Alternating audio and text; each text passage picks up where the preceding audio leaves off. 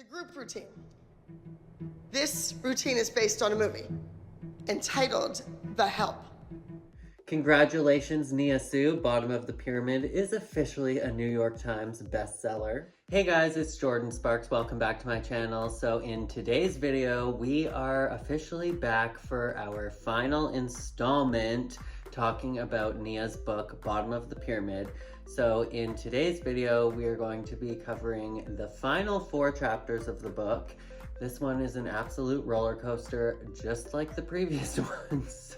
But before we hop into the video, just a reminder that you can hype these videos down in the comment section if you are down on your phone. Make sure to give this video a great big like and subscribe to the channel if you're brand new here. Thank you so much to all of the new subscribers and all of the support on this series. It means the most to me, so thank you guys so much, and let's hop right into it. Alright, so now we're officially on to chapter 14, which is titled Dancing for Myself. When this chapter starts, Nia's in a really vulnerable, raw place. She's kind of like honest about something she'd never said out loud before, and she didn't look forward to dancing anymore. She was kind of like admitting it to herself for the first time, I guess. Imagine dedicating your entire childhood to something, pouring everything into perfecting your craft, only for it to become a source of anxiety instead of joy. And I can definitely relate to this as a dancer as well. That's where Nia was. She felt like no matter how much she improved, she would always be viewed through the lens of dance moms, the girl at the bottom of the pyramid. Even though she was posting beautiful dance videos on YouTube, not everyone who watched Dance Moms followed her there, and everyone in the dance world knew her, which sounds glamorous, but for her it meant fear. She couldn't just walk into a dance class like a normal teen. She worried people would secretly film her, judge her, try to catch her messing up so they could say Abby was right about her all along. So she stayed. Months passed. She didn't dance at all. She was terrified of underperforming, terrified of being humiliated again. Almost a decade of trauma will do that to a person. And then that grew into a fear of being seen in general. Nia explains how even now she gets nervous in every dance class she attends. She doesn't want to be filmed from the wrong angle or taken out of context, and it frustrates her because dance class is supposed to be a place where you mess up, experiment, and improve. But her body still remembered the pressure of perfectionism, the pressure Abby conditioned into her. But then something unexpected happened. Moms from the final season approached Nia and her mom about putting together a tour. The lineup would be Nia, Kalani, Kendall, and Chloe, who had returned in season 7. And this is what we called the Irreplaceables Tour. And they would travel the world performing new routines, doing meet and greets, and getting to show their talent outside the confines of the ALDC. Now, the idea itself sounded amazing, but the organization behind it was a complete mess. Their moms were told to coordinate everything, but the tour company thought they were in charge. Nothing was clear, and no contracts were signed because Nia's legal team kept flagging unanswered questions. And the final straw? Nia's brothers really didn't want their mom spending another year traveling nonstop. They'd finally gotten her home, so Nia and her family backed out. Then things got messy. Kira, Kalani's mom, sent an email threatening to sue Nia's mom. That fizzled out since there was no legal standing, but the emotional fallout didn't. Nia lost a friend she adored, Cameron. Cameron wasn't even invited to be a part of the tour, and Nia didn't know how to tell her it was being arranged behind the scenes. When the truth came out, Cameron was hurt, and Nia carried that guilt for years. That's when she really learned what real friendship looks like. Nia talks about how dance moms shaped her emotionally, and not in good ways. She grew up around adults who yelled, belittled, manipulated, and pitted kids against each other. So when the show finally ended, she didn't know what healthy relationships even looked like. She admits something really honest, and that's that she'd been conditioned to be a people pleaser. She constantly tried to make everyone happy, blend in, avoid conflict, be good. She didn't know how to read social cues because she had never had a normal social life. The show had consumed her entire childhood. Sometimes Abby didn't even remember why Nia was at the bottom of the pyramid. She was just used to putting her there. Nia internalized that and found herself drawn to people who drained her emotionally, people who loved her charisma but sucked the joy out of her. And that's when her mom stepped in. Again. And this is the point in her life where Nia starts taking therapy. And so this next section is all going to be about therapy, empathy, and narcissism. So her mom reached out to someone who'd helped them years before that was mentioned early in this book, and it's Stacy Kaiser, and she was the child therapist that was on the show. So Stacy listened as Nia explained what she'd been going through since leaving the show. She told Nia something no one had ever said to her before. You're an empath. Suddenly everything clicked. Nia remembered how she used to get genuinely upset when Abby screamed at anyone, not just her. She felt everyone's pain. But Stacy also taught her what a narcissist is. Someone who refuses to change, always flips the blame, and harms others emotionally. The description made Nia think of Abby. She even wondered why Stacy hadn't told her this earlier, but then she realized she was just a kid back then. That's exactly what I was thinking as well while reading this chapter was like, why did nobody tell her this ever? Like, that was my first thought while watching season 1, episode 1 of the show is, oh, she reminds me exactly of somebody else in my life and somebody else that is the head of my college program. And she also, two separate people, but that's something that I said in pretty much every video where I've ever talked about Abby is she is a raging narcissist. But I'm like, this, I feel like is information that people do need to know. But for me, when I'm dealing with a narcissist, I just think that it's like common knowledge when it like to other adults. But you'd be surprised how many people aren't aware of narcissism. They're not educated or versed on narcissism because they've never dealt with a narcissist in their life personally. But Abby definitely is one. She's a grandiose narcissist. She's not trying to hide that she's a narcissist at all. But yeah, I question, like, let me know your thoughts down in the comments. At what age do you think somebody is old enough to know about narcissism or to be educated that somebody in their life is a narcissist? Like, 12, 14, grown adult? Like, what are we thinking? I don't know. Let me know. Let's get back into it, though. She was too young to understand the emotional manipulation at that point, obviously, but their sessions with her and Stacy became life-changing.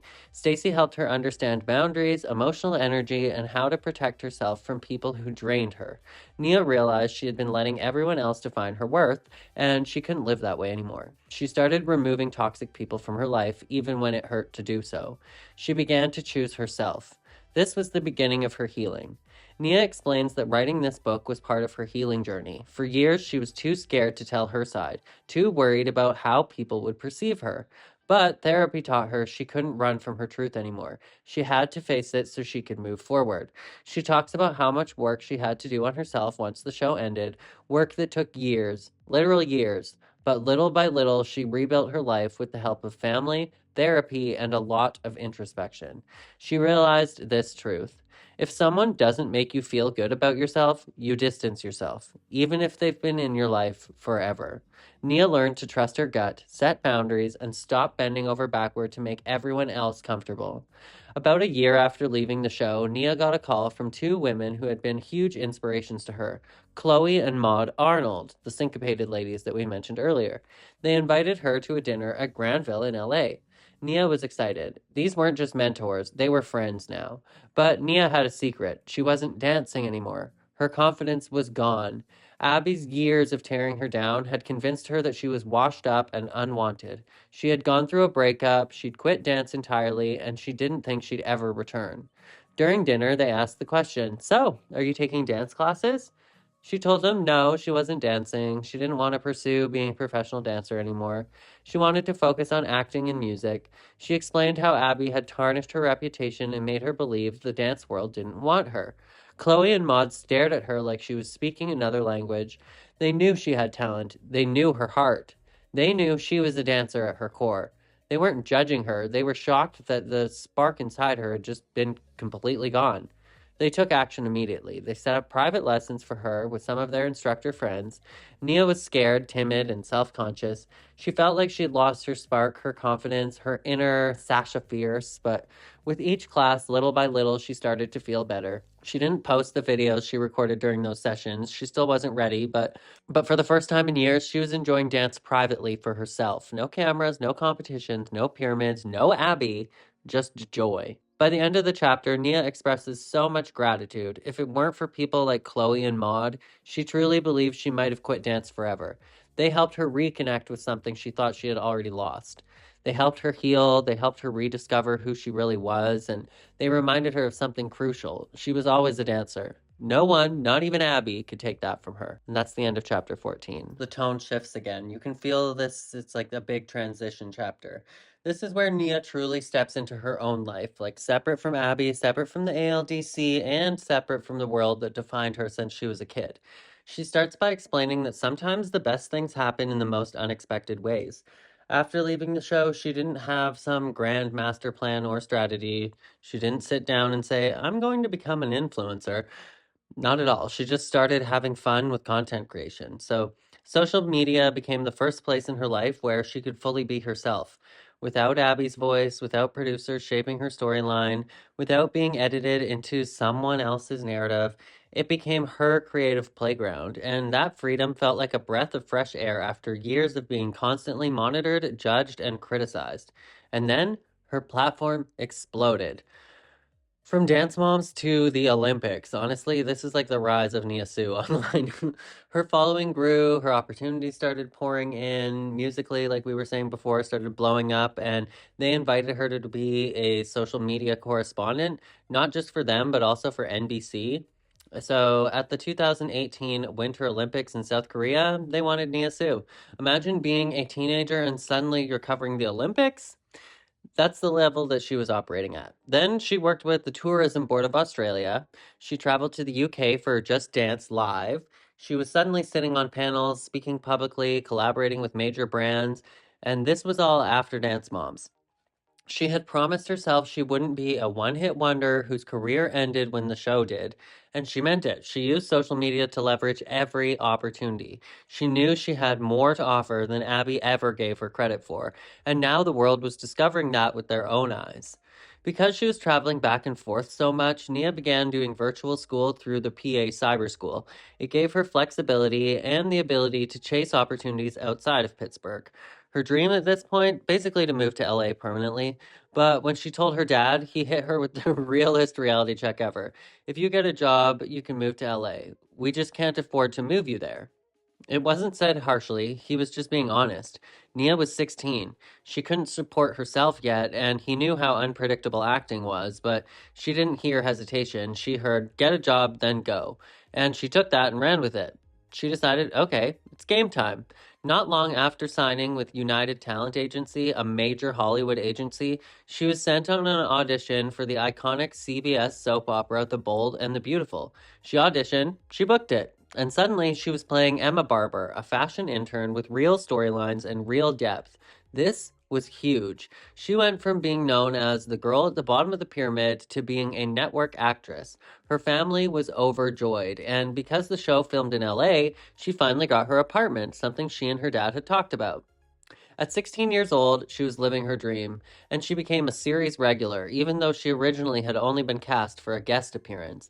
The experience transformed her. She learned how to memorize scripts in days, film 2 episodes a day, get into character quickly, and handle the pressures of a professional set. She compared it to dance.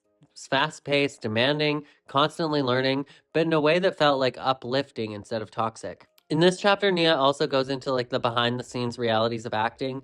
Nia goes into every detail about what it was like to do things she's never done before, like her first on-screen kiss. She makes it clear it was nothing romantic. Everything was professional, mechanical, and handled with so much respect. Her co-star was gentle and made sure she always felt comfortable.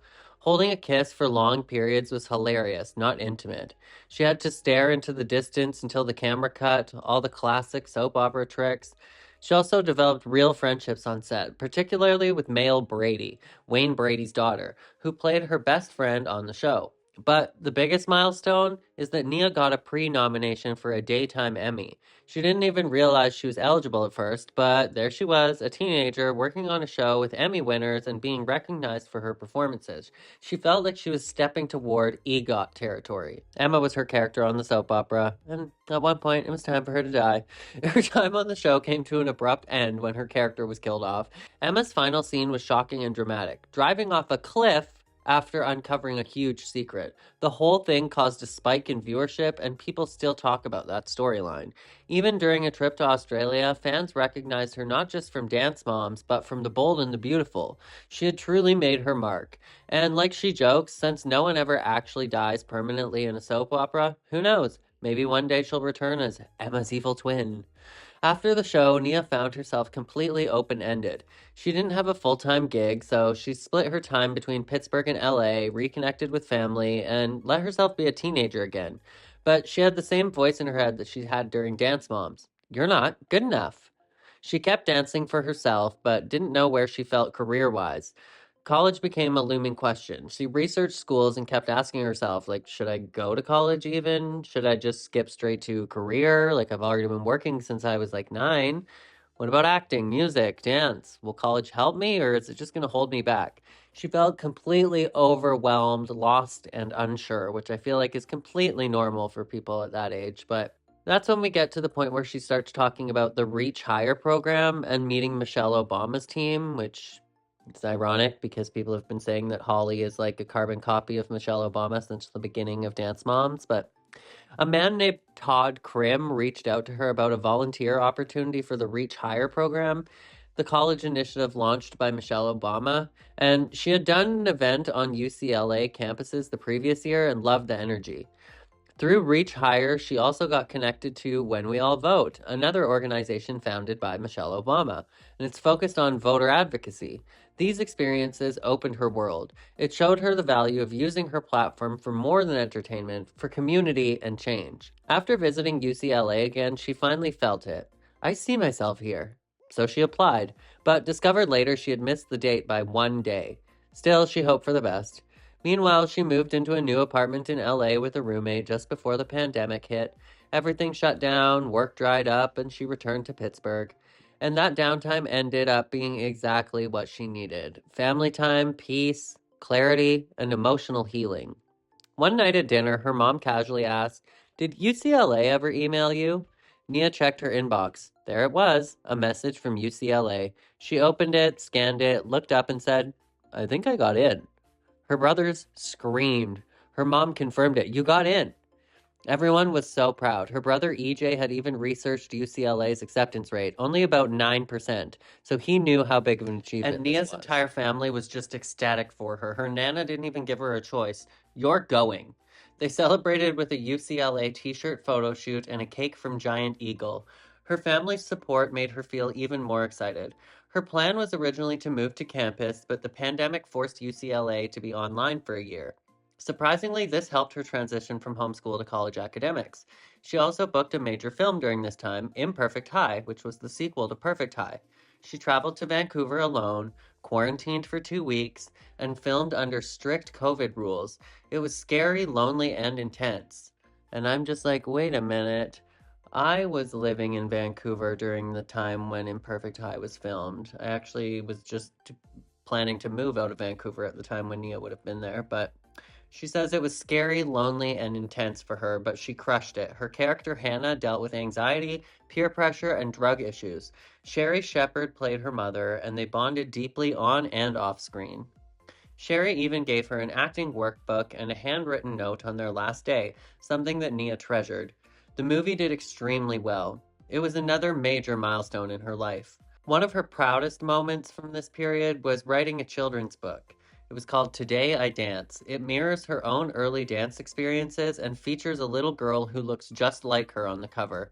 By the end of the chapter, Nia explains that she was stepping into a new era, one filled with purpose, opportunity, and self-growth. She wasn't just the girl from Dance Moms anymore. She was an actress, an author, an advocate, a college student, a creator, a young woman building a life completely her own. Her journey was evolving, and so was she. Chapter 16 in Nia's book is called College Years, and it follows Nia into her new era of life, which is one shaped not by dance studios, TV cameras, or Abby's voice in her head, but by finding her own power, her identity, and her voice in the real world. It's the most adult and purpose-driven chapter thus far, showing how she evolves from a former child star into a young woman using her platform for something much bigger than just herself. From the moment she turned 18, Nia was excited to vote. Her parents always emphasized civic duty, so voting became almost a family ritual. And speaking of voting, I didn't get Hillary Duff tickets, and we waited in queue. So can we have a vote for some more Hillary Duff shows? Like, what do you mean there's only four? Such a small tour. Anyways, getting back into the story. Once she was in college, she dove headfirst into like voter advocacy. So her first major college experience was through Civic Nation, and it's an organization tied to Michelle Obama. They asked if she wanted to keep participating in her voter programs, and she was ecstatic. It became her first year as an eligible voter, making the work feel personal and empowering. She volunteered everywhere she could: voter registration drives, food drives at Heinz Field, Civic Nation events, and that's where she met Jade Bernard, who became a mentor and taught her how to navigate the political world as a woman of color, how to speak, carry herself, and stay connected with the right people. Nia finally felt like she was using her voice in a way that mattered. Southwest Pennsylvania's young voter turnout surged in 2020, and Nia felt proud knowing she played a real part in that. Her work didn't go unnoticed. More organizations reached out, including I Am a Voter, I Will Vote, and the Democratic National Convention. She interviewed political figures like Senator Ed Markey, Josh Shapiro, and Dr. Anthony Fauci. Soon, she found herself working with White House staff on COVID resources and women's rights issues. Then came her first huge invitation. The First Lady, Dr. Jill Biden, invited her to the White House for the holiday celebration. The pandemic meant the event was tiny and highly regulated: masks, testing, and extremely limited attendance. But Nia didn't care. She wanted to make a statement. She bought her first designer suit. It was Chanel, plus Louboutin heels. She took as many photos as she was allowed, wanting to just savor the moment. She had no idea this visit would spark a years-long relationship with the White House and the DNC. By sophomore year, life was finally easing back into normality. Nia moved into a UCLA dorm because her parents wanted her to experience real college life: roommates, late nights, communal bathrooms, the whole shebang. It terrified her at first. She'd been homeschooled, lived on sets, and never shared a room. But she embraced the challenge. She kept her apartment as a backup, like escape pod, but she wanted the full freshman experience she never got. This part is just like so unrelatable. Like, to be completely honest, I'm glad that she got that experience, but just like to be able to own an apartment in LA and still keep your apartment just empty, but also have a dorm room at UCLA to have the full college experience. Who can relate to that? Nobody. Maybe like the Sprouse twins at NYU, but while she was there, she joined Icarus Contemporary, and it's UCLA's student-led dance group. She rehearsed multiple times a week, performed at campus events, and discovered she loved being on stage again, but for herself this time. And this led to a surprising twist. She actually learned she could choreograph for Icarus. Suddenly, she was exploring a part of dance she'd never tried before, and she fell in love with it. And at this point in the novel, I'm like, has Nia lived like 16 lives? Like, all these different government events and going to university, being on dance moms, being on a soap opera, having a music career. It's crazy how much she's actually done, and that she still managed to like have a year where she went back to real high school and actually managed to go to university while still doing all of that. Like, that's crazy. What kind of life is that? I cannot imagine. This is what dreams are made of. But anyways, we were at the choreography part, and by junior year, she was deeply involved in midterm election advocacy. So we're getting back onto politics, but she traveled to Washington, D.C., she met with the DNC, and she got invited to the White House press room to hear President Biden speak. Then came the moment of a lifetime. She actually met President Joe Biden in person. And not only did she meet Joe Biden in person, but he actually invited her and the other influencers into the Oval Office, which is a place that most government staff never even enter.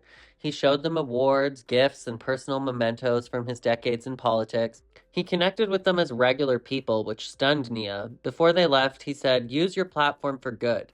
Any one of you could be president one day." Nia was speechless. Hearing that from the president made her feel seen, powerful, and capable. She also met Dr. Fauci and the Surgeon General, people she had only ever seen through screens during the pandemic. A few months later, she was selected as the only media correspondent to interview Vice President Kamala Harris during a talk about climate change. Harris had researched Nia beforehand and knew about her advocacy work, something that completely stunned her. A year later, she sat at the head table during a reproductive rights roundtable with Harris. When the vice president reached Nia in the greeting line, she said, "It's been a while since I've seen you." Nia was beyond honored. She learned what it meant to have a voice, to speak up, and to use her platform responsibly, especially for young voters often dismissed as uninformed. On Instagram, Nia began Role Model Mondays, highlighting everyday heroes. This eventually led to her own Facebook watch show, Dance with Nia, where she featured dancers with disabilities and did routines with them. She wanted to show dancers stories, not trauma, not pity, but strength and joy. She wanted people to see dancers of all shapes, bodies, and abilities. It became one of her most meaningful projects. Nia began working with major brands, and one of her proudest achievements was paying her own way through UCLA without needing student loans. Her agents kept her consistently working, and she stayed determined to graduate debt-free. She joined Alpha Kappa Alpha sorority, just like her mother, and found true sisterhood and belonging among Black women who understood her. UCLA taught her independence, critical thinking, and who she wanted to be outside of dance and fame. In 2024, Nia directed her first ad council campaign, which was an enormous milestone. The focus was on mental health in young adults. She created a series called Capture the Convo, bringing together friends and entertainment to talk about anxiety, suicidal thoughts, and mental well-being. It was meaningful, vulnerable work, the kind of impact she always hoped to make. Nia ends the chapter reflecting on how everything she went through at the ALDC ultimately led her to a path of advocacy, storytelling, public service, empowerment, and leadership. She keeps framed letters from President Biden and multiple notes from Michelle Obama. Vice President Harris even congratulated her on joining AKA. But what matters most to Nia isn't the prestige, it's the impact. She feels she's exactly where she's meant to be, and she knows it's only the beginning. And I've just got to say, personally, I thought that I kept pretty up to date with Nia's life, but I learned so much from this book in terms of her advocacy and government work, and I'm like, wow, she is very, very involved with government to the point that I had no idea. I'm sure that her parents, especially her mom, would be extremely proud of her, and I honestly would not be surprised if Nia heads more down the government lane than down the performing lane, because that's just the kind of vibe that Nia has already given me, but especially after reading this book and seeing just how involved she is. But that was the end of chapter 16, which brings us to the last chapter of the book, which is chapter 17. Chapter 17, which is called Star in Your Own Life, is really just like Nia's final reflection chapter. The moment where she ties together everything she's lived through, everything she's healed from, and everything she's built after Dance Moms. It's both powerful and heartbreaking, and also incredibly inspiring. Nia starts by talking about how grateful she is for her social media following, not just because it's her job now, but because it truly helped her learn how to embrace herself. She remembers feeling like she would never have as big of a platform as the others, and she was wrong. She brings up something Caleb McLaughlin from Stranger Things once said, how even within a fandom, Black cast members tend to have fewer followers, and instantly she recognized the same pattern in the Dance Moms fandom. Despite being the longest running cast member on the entire show, Nia consistently had way lower follower counts than the other girls. She's not bitter about it, but she wants people to understand that this wasn't a coincidence. Nia connects this to a broader conversation about how Black creators often have to work twice as hard for half the recognition. It affects how you view yourself, how you value your accomplishments, and how you move through the world. She explains that social media is designed for comparison, and she had to make a conscious choice to use her platform to tell her own story and not compare it to others. She says her online community makes her feel supported, uplifted, and cheered on, and that strength has carried her through some of her hardest moments. She talks about her natural hair journey too, how Abby used to insult her braids and make her feel ugly, but sharing her natural hair journey online allowed her to reclaim that confidence. Her virtual aunties, as she calls them, and supporters truly became her community. Nia opens up about how much she remembers from Dance Moms and how much she's blocked out. Watching old clips can trigger unwanted memories. Writing this book forced her to relive a lot of deeply painful moments she had spent years trying to forget. She marvels at the little girl she used to be, how strong she was without even realizing it, and also at how cruel some of the adults around her were. She realizes now as an adult what she couldn't fully understand as a child. These people were crossing boundaries and taking out their issues on a kid. She refuses to accept the excuse that it was just a TV show. During the pandemic, Dance Moms blew up again on TikTok. Clips of the show went viral, and a whole new wave of viewers discovered it. But Nia notes something important. People who grew up watching the show now view it differently. Things they used to think were funny are now recognized as racist, inappropriate, or outright disturbing. She acknowledges the show is iconic and magical. She's proud of being part of something that shaped pop culture, but she also asks the hard question, at what price? Nia explains that Abby's cancer diagnosis in 2018 threw her into an emotional spiral. Despite everything Abby had put her through, Nia would never wish cancer on anyone. But leaving the ALDC had been abrupt. She never got closure. So when Abby fell ill, Nia wanted to reach out, not for Abby, but for herself. She didn't want Abby to die without Nia having said the things she needed to say. So Nia asked her mom to coordinate a visit, making it clear they did not want the meeting to be filmed. After silence from Abby's team, they finally got an answer. Abby declined the visit on Nia's birthday. The text Abby sent back was stunning. She blamed Nia's mother, claiming she never saw Mom around, and even took credit for the money in Nia's pockets. It was cruel, dismissive, and invalidating. That message was the final push Nia needed. She closed the chapter forever. She refuses to speak to Abby again, not out of hatred, but because Abby no longer exists in her world. She has ended relationships with people who still associate with Abby because she needed to heal. She didn't even want to include Abby's name in the book, but she felt she needed to do so for the truth to be documented. During the 2020 racial reckoning, former cast members and fans began calling out Abby's racist behavior. Lifetime cut ties with her. Abby issued a public apology, but addressed Cameron and Adriana, completely skipping over Nia. That omission said everything Nia needed to know. Nia still has not received an apology for anything Abby did to her. Nia reflects on how Abby's pyramid system warped everyone's sense of worth, and how even America seems to operate on hierarchies.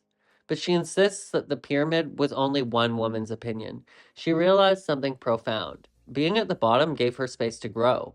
When you're always on top, you're afraid of losing it. But when you're at the bottom, there's nowhere to go but up. She wants people to understand your worth is not determined by how others rank you. Nia shares the biggest lessons she's taken away from her journey, like people will try to dim your light. Don't let them. You're going to encounter Abbeys in life. People want to tear you down. Keep going anyway. You don't owe anyone proof of your worth. You didn't come this far just to come this far. And success looks different for everyone. She admits people still come up to her and ask, "Who is that really successful girl from the show?" Implying they didn't mean her. It hurts, but she's learned to let it go. She acknowledges how hard it can be to thrive in environments where you constantly feel underestimated. She hopes her story encourages others to keep going even when it feels like they have to work twice as hard. Create your own opportunities, choose yourself, and understand you deserve to be there. Nia talks about her spirituality, how she doesn't attend church every Sunday, but deeply believes every blessing in her life came from God. When she was at her lowest, she knows He made a way. She describes how success for her now means being true to herself, honoring her family, keeping God first, and knowing she has a greater purpose. She's done the work emotionally and mentally, and she's built a resume full of accomplishments, a book, an incredible support system, meaningful friendships, and a flourishing career. The chapter ends with her proudly saying she is finally the star in her own life, and she's ready for whatever comes next. After spending this much time walking through Nia's story, page by page, chapter by chapter, it becomes clear that this book isn't just a memoir, it's like a reclamation. It's a young woman taking back the narrative that was shaped for her, rewritten over and over and over for her, and spoken about her long before she was ever allowed to speak for herself. For years, Nia lived under systems designed to rank her, limit her, silence her, and make her feel small. She was the girl placed at the bottom of the pyramid, the one doubted, dismissed, overlooked, and told flat out that she wasn't good enough. And yet every chapter of her life reveals the truth. She refused to stay where someone else put her. because nobody puts a baby in a corner. This book is the journey of a child who is underestimated, becoming a woman who owns her voice. It's a story about what happens after the cameras stop rolling, the healing, the identity crisis, the isolation, the rebuilding. It's about learning to set boundaries, to walk away from toxicity, to release the need for closure that would never come, and to finally choose yourself. Nia shows us that growth isn't linear, it's messy, it hurts. It requires unlearning the lies you were taught about your worth. But she also shows us that healing is possible, that therapy matters, that community matters, that your voice matters, especially when you spent years being told it doesn't. And maybe most importantly, she demonstrates that success is not defined by pyramids, rankings, follower counts, or who gets the most screen time. Success is defined by becoming whole again, by honoring your own story, by refusing to let someone else's cruelty dictate your destiny. Throughout advocacy, education, performance, writing, and the impact she's making on others, Nia proves that the real victory isn't fame or recognition, it's freedom. Freedom from the roles she was assigned, freedom from the opinions that were projected onto her, freedom to become who she was meant to be. In the end, Nia Sioux didn't just survive Dance Moms, she transcended it, baby. She took every painful moment, every dismissal, every insult, every time she was placed at the bottom, and she turned it into fuel. She turned it into art, into purpose, into a life that she leads on her own terms. So if there's one message this book leaves us with, it's this. You are not where someone ranked you. You are not the worst thing that was said about you. You are not defined by who tried to dim your light. You get to choose who you become. You get to write your story. You get to be the star in your own life. And just like Nia, you didn't come this far just to come this far, bitch. Alright, you guys. Well, this book has been an absolute roller coaster. And to be completely honest, it is 2 o'clock in the morning right now on a Wednesday. And I am completely exhausted. I've been pulling like almost all-nighters pretty much every single day this week, reading this entire book, digesting this book, writing the scripts, and making these videos. Like, normally, when and if I make a 45-minute long video, I take like a full week at least to make it. Like, at this point, I have covered 2 entire feature film lengths of video talking about Nia's book. So my brain is absolutely fried at this point, and I've also, that's at the same time that I've been doing all of this Dancing with the Stars coverage for this season, which, as soon as I'm done filming this video, it is time to react to Robert Irwin's Prince Night Jive. So that's what I'm going to be filming after this at 2:30 in the morning. But like I said, thank you guys so much for the support on all of these videos. It means the most to me, and it's been a wild ride. Wishing Nia all of the continued success with this book. Congratulations to Nia for becoming a New York Times bestseller. But that is it from me for today's video and for this series. I really hope that you guys all enjoyed it. And let me know your suggestions for other deep dives and other videos that you'd like to see on this channel before we go. And you can also check out a link to purchase Nia's book if you haven't done so in the pinned comment. You will also see a link there to my Patreon. Thank you to the patrons who have been supporting this channel as well. And you can check out another one of my videos over here before you go. And as always, make sure to be weird, be wild, and stay sparkly. And I'll catch you guys in the next one. Bye, guys.